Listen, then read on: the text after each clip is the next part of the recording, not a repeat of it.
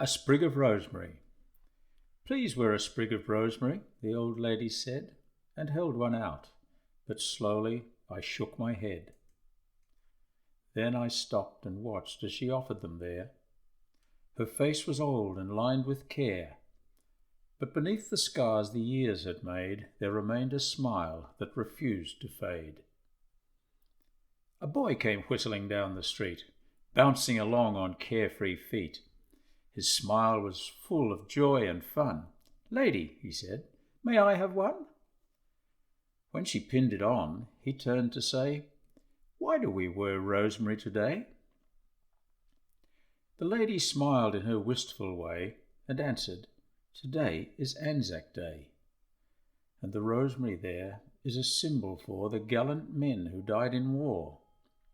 And because they did, you and I are free. That's why we wear a sprig of rosemary." I had a boy about your size, with golden hair and big blue eyes. He loved to jump and play and shout. Free as a bird, he would race about. As the years went by, he learned and grew and became a man, as you will too. He was fine and strong, with such a boyish smile, but seems he was with us for such a little while. When war broke out and he went away, I remember still his face that day, when he turned and smiled and said goodbye. "I'll be back soon, Mum, so please don't cry."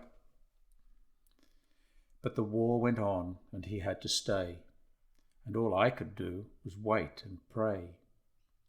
His letters told of the awful fight. I can still see it in my dreams at night, with the tanks and guns and cruel barbed wire, and the mines and bullets, the bombs and fire. Till at last the war was won, and that's why we wear a sprig of rosemary, son.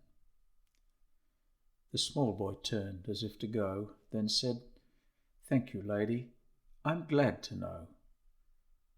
That sure did sound like an awful fight. But your son, did he come back all right?" A tear rolled down each faded cheek. She shook her head, but didn't speak.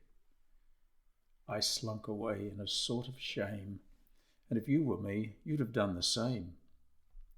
For thanks in giving is oft delayed, though our freedom was bought and thousands paid.